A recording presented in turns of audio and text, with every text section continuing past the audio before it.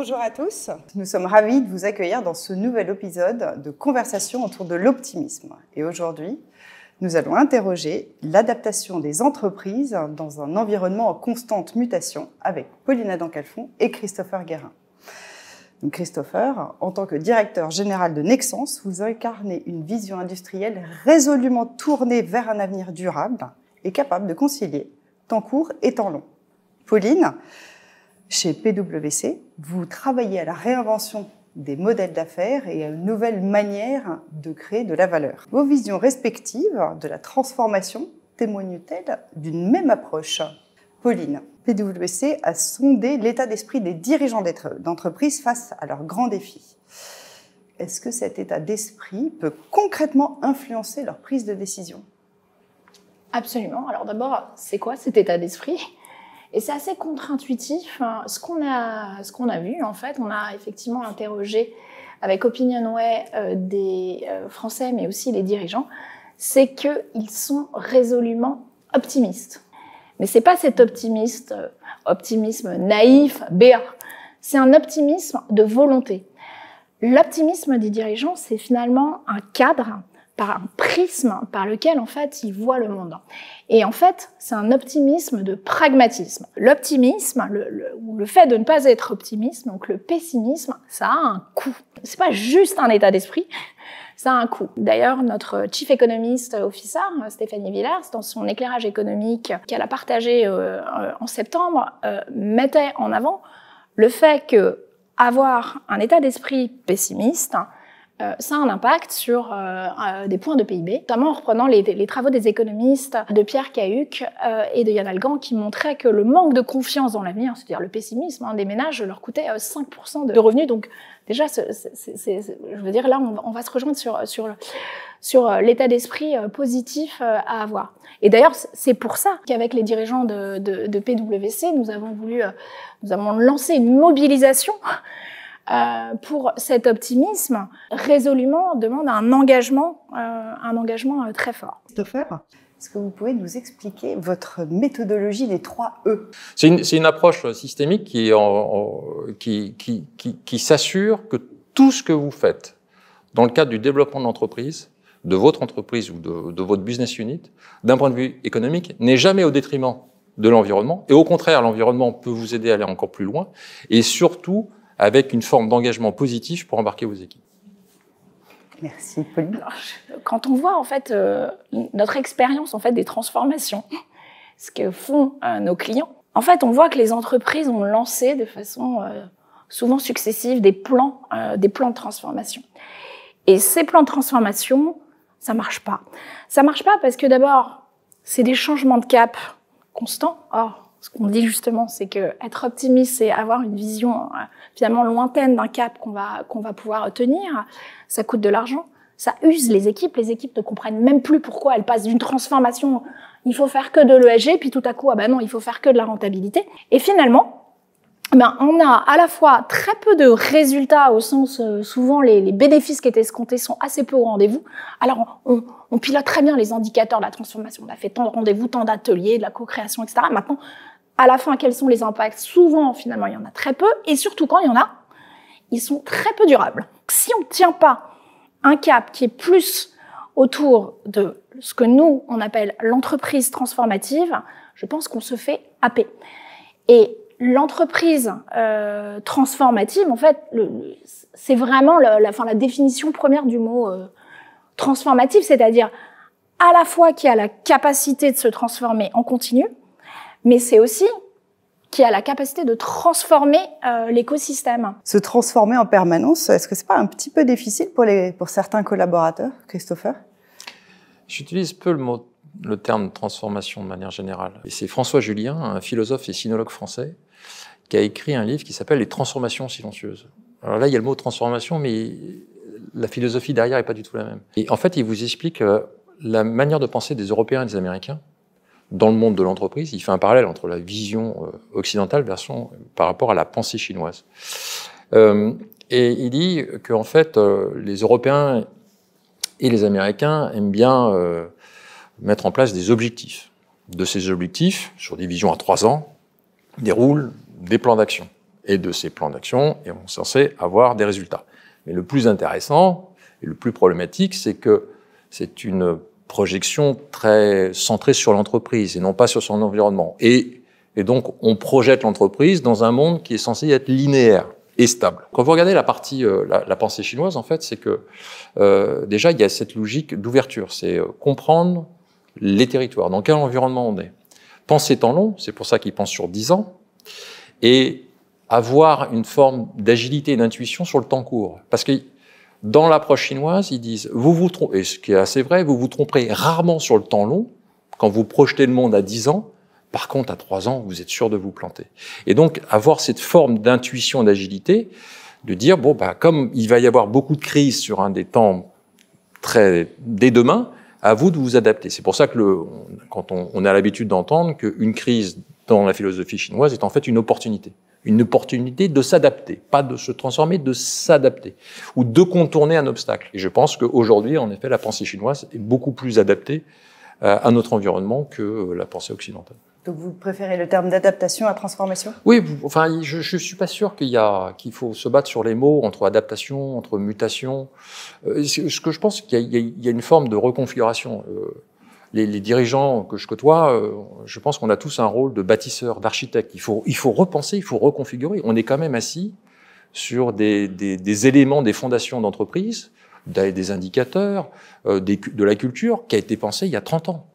Et souvent, quand on arrive en tant que nouveau dirigeant d'une entreprise, on essaye d'optimiser ce qui est déjà en place, mais on ne reconfigure pas. Et je pense qu'il y a ce travail de reconfiguration qui est nécessaire au niveau des entreprises, peu importe le secteur. Et donc, pour reconfigurer, comment faites-vous pour accompagner les collaborateurs qui, pour certains d'entre eux, peuvent avoir du mal? Le changement, il se fait justement par cette appropriation au début. Si vous travaillez tout seul et vous avez une approche de dire « c'est comme ça, c'est pas autrement », vous serez très très peu suivi. Si au contraire, c'est un travail collaboratif de remonter l'information, de repenser ensemble, là, généralement, les gens comprendront, les équipes comprendront où vous voulez aller, puisque c'est eux qui ont participé à cette reconfiguration. Et Pauline, est-ce que vous voyez ce type de problématique dans d'autres organisations qu'industrielles? Absolument. Par exemple, je vais donner l'exemple de PwC. Quand je vois PwC aujourd'hui, PwC par exemple il y a 10 ans, si aujourd'hui vous me dites est-ce que y a de la transformation, je la vois presque plus la transformation, parce qu'en fait on est rentré dans cette transformation continue. Mais si je fais juste une pause, je regarde PwC aujourd'hui, je regarde PwC il y a 10 ans, ça n'a plus rien à voir. On s'est transformé au niveau des services qu'on propose autour de nos clients. On a des marchés différents. On a une culture aussi qui s'est renforcée. On a une approche complètement globalisée là où on était beaucoup plus siloté. Donc en fait, je pense que pour que ça marche par rapport aux people justement, la transformation elle est faite par les collaborateurs, les salariés. En fait, s'ils comprennent pas cette transformation, il va juste rien se passer. Elle est aussi faite pour eux, parce qu'ils sont une partie, finalement, de ces fameux stakeholders, de ces parties prenantes, au même titre que les actionnaires, les superviseurs, les régulateurs. Donc, ce dont on a besoin, en fait, c'est de la simplification, de la vision 360, déjà à l'intérieur de l'entreprise, parce que le nombre d'entreprises dans lesquelles on voit que même les membres du COMEX, qui se voient quand même régulièrement, en fait, ne connaissent pas le quotidien, le travail et les départements, le mode de fonctionnement en fait de leurs collègues. Et alors si vous allez à l'extérieur, comme on est de plus en plus en mode écosystème, eh bien ce manque de compréhension 360 et ce manque d'adaptation 360, eh bien c'est celui qui explique que 68% de nos dirigeants nous disent que leur business model, s'il n'est pas réinventé, eh ben il y aura juste plus d'entreprises pour eux à 10 ans. Parce que on a besoin de faire ce reset qu'on voit très sincèrement un peu plus dans d'autres pays, et on voit qu'en France, on est peut-être un peu en retard par rapport à d'autres entreprises qui ont déjà intégré cette réinvention des business models. Comme dit Pauline, quand on parle d'adaptation, reconfiguration, il y a un moment donné, vous pouvez avoir l'idée, mais il faut passer aux actes, donc il faut être audacieux. Nous, par exemple, si je fais le parallèle avec ce que j'ai dit sur les écrits de François Julien, quand la crise sanitaire de la Covid est arrivée, moi je revenais de Chine. J'avais fait une tournée en Chine en janvier. Et on a expliqué à nos managers, on dit, écoutez, une crise sanitaire va générer une crise de revenus. Une crise de revenus va générer une crise de marge va générer une crise de trésorerie, et plus de trésorerie, plus de salaire, donc crise sociale. Voulez-vous gérer une crise sociale? Non. Très bien. Donc vous oubliez la case revenus, vous oubliez la case marge, et on va se concentrer sur la gestion de la trésorerie, du cash. Tous d'accord. Très bien. Donc, à partir du mois prochain, on va supprimer 13 000 clients sur 17 000. Et sur 35 critères, on a profilé tous nos clients dans une logique de risque, d'adéquation stratégique, parce que voilà, ça file bien entre nous, d'adéquation financière, et puis un peu après est arrivé l'environnemental. Pourquoi ça a été audacieux? Parce que comme on est une boîte cotée, si je l'avais fait dans un temps normal, et que la bourse voyait que mon chiffre d'affaires chutait, parce que c'est ce qui s'est passé, de 20%. Catastrophe. Mon cours de bourse aurait chuté de 50%. Et donc, on l'a fait pendant la Covid, parce que là, le chiffre d'affaires a chuté de 20%. C'est audacieux et c'est malin. Ben, c'est opportuniste aussi par rapport à la crise. On s'est dit, voilà, la crise nous donne une opportunité, ce qui fait que le chiffre d'affaires n'est plus une clé de lecture pour nos analystes financiers, et on va reconfigurer notre système à partir de là. Donc, notre chiffre d'affaires a chuté de 20%, personne ne l'a vu, et en moins d'un an, on a redéployé en fait la capacité disponible pour les clients dits bon cholestérol. Et on a supprimé un tiers de nos produits en même temps. Et voilà pourquoi c'était audacieux. Et j'avais une question d'une journaliste récemment, il dit mais comment votre conseil d'administration a pu valider ça? Bah parce qu'il n'était pas au courant. Et aujourd'hui, ça a été formidable pour nous puisque déjà on n'a pas supprimé d'emplois, ce qui est important, et on n'a jamais généré autant de cash depuis qu'on a simplifié. On a simplifié. Et c'est devenu notre motto, simplifier pour amplifier, voilà. Arrêtez de penser que plus de clients, plus d'offres, plus de services, plus de produits va générer plus de profits. En fait, on explique à nos équipes que ça génère plus de complexité et que la complexité a un coût. Et pour faire court, quand vous projetez en 2023, donc 3 ans après la crise, bah, le profit a été multiplié par 2,5 fois, le cash fois 10, et l'empreinte environnementale, moins 40%, parce que justement, cette complexité massive de clients, on ne l'a plus, et on est beaucoup plus productif d'un point de vue empreinte carbone qu'on l'était auparavant. Donc, pour embarquer les collaborateurs dans un secteur en forte transformation, il faut qu'ils comprennent les enjeux. Nous, on est une société industrielle. Donc, 50% de notre population est une population ouvrière. Une population ouvrière qui, depuis la Covid, n'arrête pas d'entendre parler de télétravail. Une population ouvrière qui, depuis la Covid, tous les jours, va sur le lieu de travail. Donc, et on voit que la France se désindustrialise, on parle de plus en plus de services, de grandes métropoles, etc. Et on oublie l'industrie. Mais l'industrie, le métier de manufacturier crée l'emploi justement dans les territoires.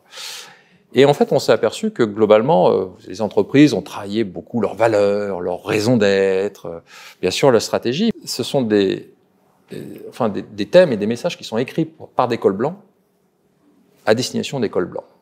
Mais le problème, c'est que vous oubliez les cols bleus. Et de manière très abstraite, vous projetez le monde vers l'avenir et l'entreprise vers l'avenir, mais à la fin, si moi je travaille dans mon usine de Bourg-en-Bresse, il n'y a que 3 choses qui m'intéressent. Mon usine, mon équipe et moi. Donc, vous me parlez du groupe au niveau mondial, c'est complètement déraciné de mon territoire et impersonnel. Et en fait, on s'est aperçu, globalement, c'est un peu le problématique de l'Uchronie, c'est que les entreprises se projettent vers l'avenir, elles emmènent avec eux les cols blancs qui ont ce référentiel pour bien comprendre ce côté très abstrait de la stratégie, de la transformation d'entreprise, mais on laisse les cols bleus dans le présent. Et c'est un peu ce travail de fond. Pauline, vous êtes persuadée que le leadership et la culture de l'entreprise sont essentiels pour une transformation réussie. Quels sont les leviers concrets que vous voyez pour mettre en œuvre cette action des collaborateurs au sein des transformations? Les leviers concrets, déjà, c'est de comprendre leur quotidien. C'est exactement ce que vous disiez, pour que ce soit pas hors sol et qu'on les embarque. Parce que moi, je suis quand même convaincue que c'est un mouvement continu. Alors, il peut être lent, mais c'est un mouvement continu. Et donc, il faut que chacun et chacune, finalement, dans l'entreprise, soit embarqué. Donc, c'est ce mindset. Je reviens toujours à l'optimisme, mais vous disiez finalement, j'ai pas eu à les embarquer, à les inspirer vers cette stratégie, parce que finalement, je peux faire voilà, je pouvais en parler de la meilleure façon que ce soit. C'est un peu désincarné pour toute cette population qui fait la richesse et le succès de Nexence. Moi, je suis convaincue que du coup, finalement, tout tourne autour de cette confiance qu'on est capable d'inspirer et la capacité à ancrer, projeter l'entreprise finalement dans le futur et le quotidien de chacun et de chacune. Donc, c'est un mindset positif à tous les points de vue. Voilà, que ce soit pour dire qu'on croit à ceci ou à cela, et cette agilité. Après le travail sur les valeurs, je le trouve néanmoins intéressant. C'est un prisme aussi qu'on peut utiliser quand on recrute pour s'assurer que finalement l'ensemble des collaborateurs ou des salariés finalement qui constituent l'entreprise se retrouvent quand même fédérés autour de valeurs communes. Donc, je trouve que ce travail quand même sur des valeurs simples qui permettent de finalement avoir un socle commun qui fait que tout le monde, quel que soit son quotidien, son background, se retrouve autour de quelque chose. Voilà, je pense quand même que c'est assez solide et ça permet d'avoir ce socle finalement dans cette entreprise qui est en mouvement continu. Et ça me permet de rebondir aussi sur le fait que vous considérez que l'inclusion et la diversité, ce sont vraiment des moteurs de compétitivité au sein d'une entreprise et des moteurs d'innovation. Comment est-ce que concrètement ça contribue à une transformation réussie? Alors, je vais commencer par répondre par la négative. Je pense que, en fait, l'inclusion et la diversité, dans un premier temps, c'est tout sauf un moteur de performance, d'innovation. C'est tellement plus simple de travailler avec des gens qui ont exactement le même mindset, qui ont eu la même formation. Ça va aller vite. Je vais commencer une phrase, elle va être terminée, et on va vite. Donc, au départ, c'est quand même dans la vraie vie, hein, pas sur les livres, etc. C'est compliqué, en fait, de travailler avec des gens qui pensent différemment, qui n'ont pas, justement, les mêmes référentiels. En revanche, une fois qu'on y arrive, et ça demande aussi une volonté, ça demande aussi de mettre en place des actions, je pense qu'effectivement, aucun doute, l'inclusion, la diversité, en fait, évidemment, c'est gage. Il y a des études qui le montrent, mais c'est vraiment gage de performance. Après, sur les sujets inclusion et diversité, je veux dire, vous regardez ce qui se passe, de l'autre côté de l'Atlantique. On voit des groupes qui finalement retirent et arrêtent complètement toutes les activités autour de la diversité et l'inclusion. Alors, nous, chez PwC, on parle d'inclusion et diversité. Et c'est pas de la sémantique, comme tout à l'heure. Enfin, je crois vraiment qu'il y a un ordre et que cet ordre, il est important. Je crois fondamentalement à l'inclusion, parce que s'il n'y a pas d'inclusion, en fait, on ne peut pas s'assurer qu'il n'y a pas de discrimination envers telle ou telle diversité. Donc, avec mes associés, on a fait le choix de prendre le sujet d'abord par le prisme de l'inclusion. Et d'ailleurs, on parle d'inclusion des diversités. Et je pense que effectivement, c'est juste absolument indispensable pour pouvoir avoir cette innovation et cette performance qui n'est pas qu'une performance économique, hein, qui peut être aussi cette performance sociale, cette performance, on va dire, 360. Christopher, vous l'évoquiez quand vous présentiez votre méthodologie des 3 E, mais l'inclusion ou la diversité de l'inclusion et la diversité, je ne sais dans quel ordre, influence sérieusement la stratégie de la culture chez Nexence? Non, influence, je pense.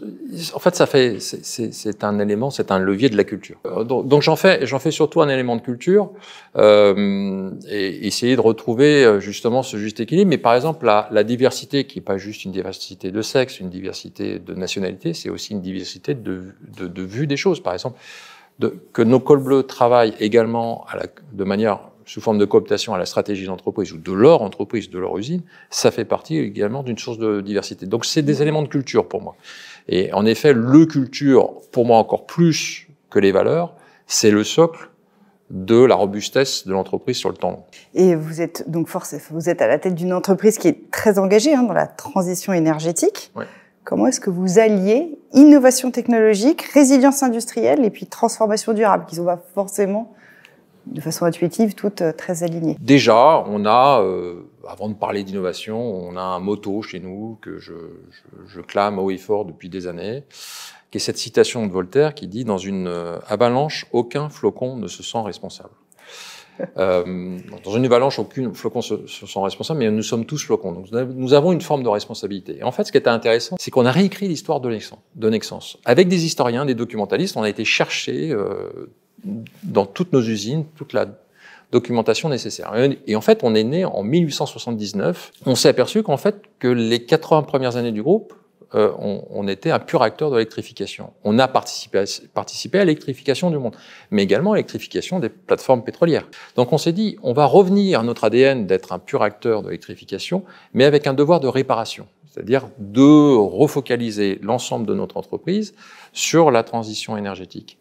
Et c'est ce travail de réparation, de dire, voilà, on ne nie pas notre héritage, mais on se projette sur un futur qui va dans le sens d'une planète habitable. PwC, Pauline, met en avant justement la notion de performance globale, c'est-à-dire à la fois, si on le traduit dans des indicateurs, à la fois financiers et extra-financiers.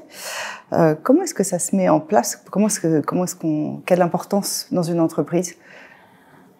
Alors, évidemment, selon les temps, la focalisation de cette performance globale peut être plutôt sur certains indicateurs que d'autres.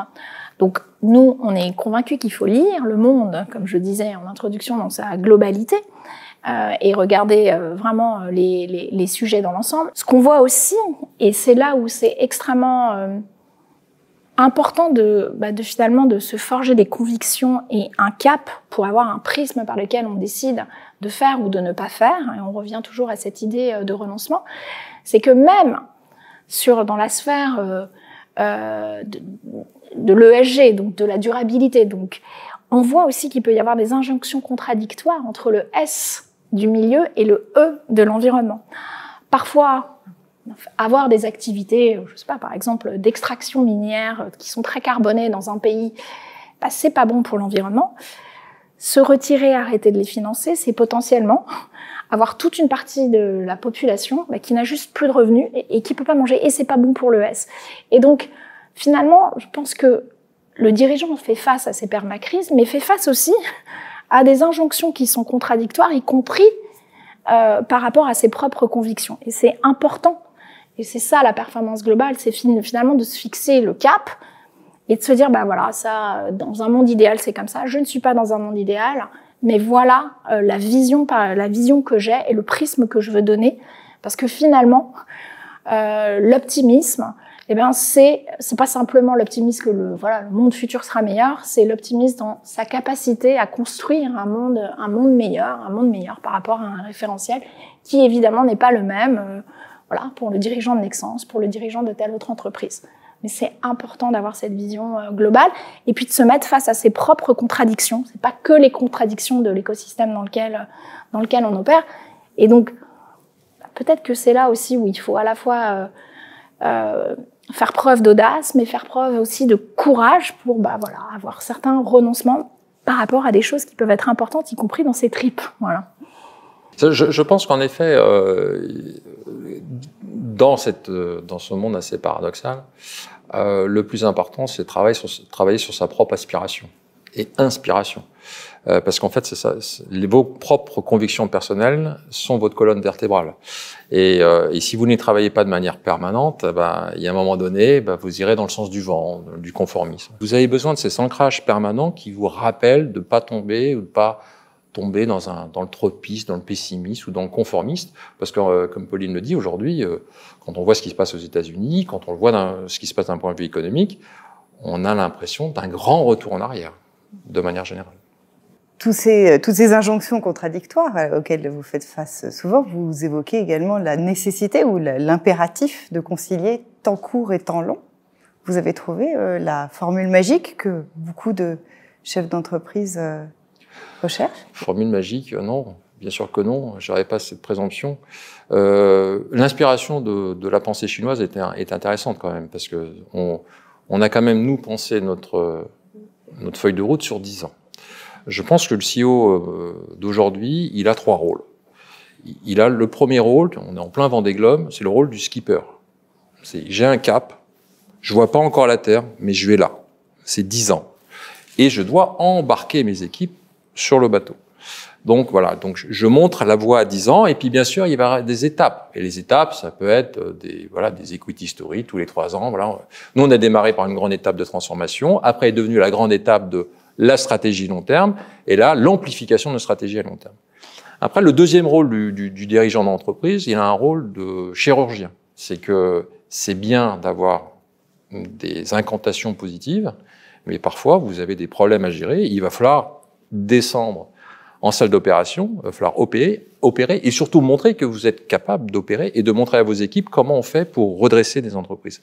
Et le troisième thème, le troisième temps du dirigeant, c'est le temps du... en anglais, on dit gardener, c'est un peu le côté jardinier, c'est-à-dire je sème aujourd'hui des talents dont j'aurai besoin demain ou des projets qui vont mettre un peu plus de temps à mûrir, mais je sème maintenant pour récolter dans 2 ans, dans 3 ans ou dans 4 ans. Donc le skipper, le chirurgien et le gardener, le jardinier, je pense que ce qui est la panoplie nécessaire aujourd'hui dans le monde dans lequel on vit. Si vous deviez nommer le principal atout d'une entreprise transformative, quel serait-il ? C'est une culture de l'adaptation continue et ouverte. Voilà. Pas regarder uniquement par rapport à son prisme. Je pense que le mot adaptation est résolument nécessaire aujourd'hui. Il y a une notion de robustesse. Je cite Olivier Hamant, entre robustesse, c'est le temps long, la performance, c'est le temps court. Mais si vous faites que du temps court et la performance, vous irez au détriment de la robustesse et votre entreprise peut-être n'existera plus dans les 10 prochaines années. Le fameux cap.